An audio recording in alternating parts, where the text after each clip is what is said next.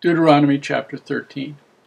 If there arise among you a prophet or a dreamer of dreams, and giveth thee a sign or a wonder, and the sign or the wonder come to pass, whereof he spake unto thee, saying, Let us go after other gods which thou hast not known, and let us serve them, thou shalt not hearken unto the words of that prophet or that dreamer of dreams, for the Lord your God proveth you, to know whether ye love the Lord your God with all your heart and with all your soul.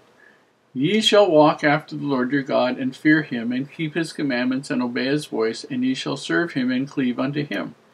And that prophet or that dreamer of dreams shall be put to death, because he hath spoken to turn you away from the Lord your God, which brought you out of the land of Egypt, and redeemed you out of the house of bondage, to thrust thee out of the way which the Lord thy God commanded thee to walk in.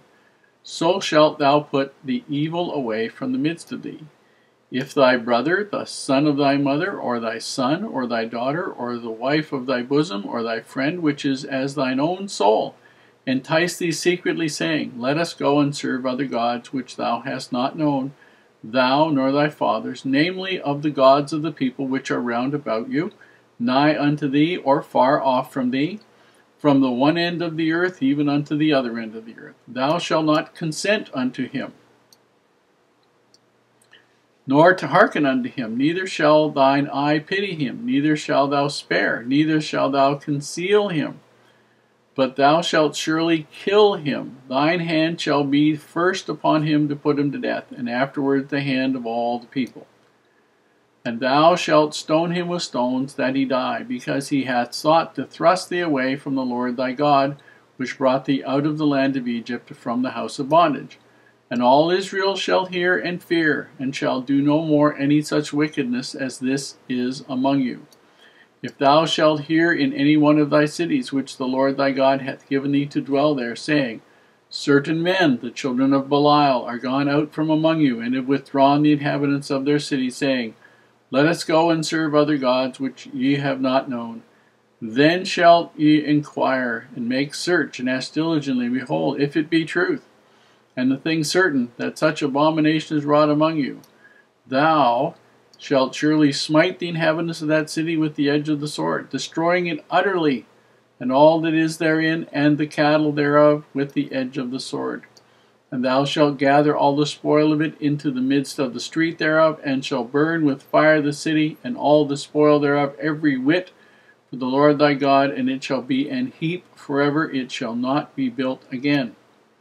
And thou shalt cleave not of the cursed thing to thine hand, that the Lord may turn from the fierceness of his anger, and shew thee mercy, and have compassion upon thee, and multiply thee, as he hath sworn unto thy fathers, when thou shalt hearken to the voice of the Lord thy God, to keep all his commandments which I command thee this day, to do that which is right in the eyes of the Lord thy God. In chapter 13 we run across Moses giving very specific warnings about people who would come to deceive the people.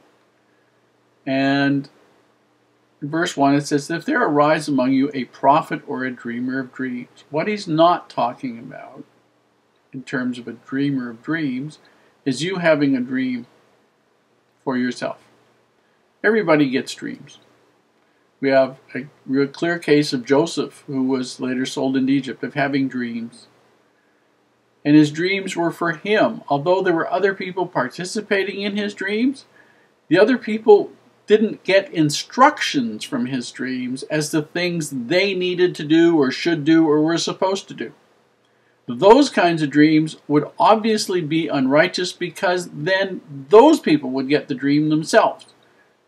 So if I get a dream that about something for me, then it's a dream. If I get something that's basically, I believe, is then I'm supposed to go tell somebody else that they need to be obedient to my dream, I need to understand something. I am bordering on sacrilegious in the extreme, because unless I have the right of presidency, or I'm the presiding officer for that individual, as maybe the father in a family, or the presiding officer as Moses was over the whole of the children of Israel, I don't have the right to get that kind of information, but the individual involved does. And if Heavenly Father is trying to talk to an individual, He will send the information to that individual. That individual will have the dream, have the inspiration, whatever. In terms of a prophet, you need to understand that a prophet is an office and calling in the priesthood. It is not simply somebody who stands up and says, well, I think we're on 2009 in April, weather will turn snowy in Toronto. I don't think any of that applies. That's got nothing to do with prophecy.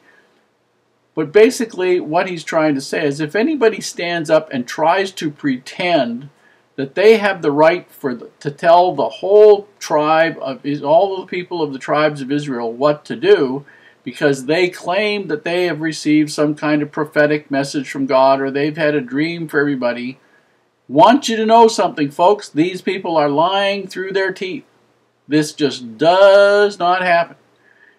Heavenly Father will appoint somebody to get that kind of message for everybody. But these people are not going to stand up and say it on their own. They don't have the right to do that. And he also says that if that happens, you need to know something. You are to put that person out, no matter who it is. The wife of thy bosom or thy friend, which is as thine own soul. If they entice thee secretly, you do not consent with them, you do not pity them, you do not do anything to shield them. It says, thine hand shall be the first upon him to put him to death. In other words, what happens is you're going to let the priest know, and you're going to see to it that the person is made known in Israel. The priests are going to decide what the penalty is, but the penalty is usually going to be stoning for people who are idolaters. And the reason is that here is God who has taken these people out of Egypt, done all these wonderful, magnificent things for them, and you still have people who want to turn them away from God. And that will deny everybody blessings. It will see to it that people die, people get killed, all kinds of things. In Joshua chapter 7, it talks about, here it talks about a cursed thing. And it talks about the complications of having some kind of idol or something that was sacrificed to gods other than Jehovah. And all these sorts of things. And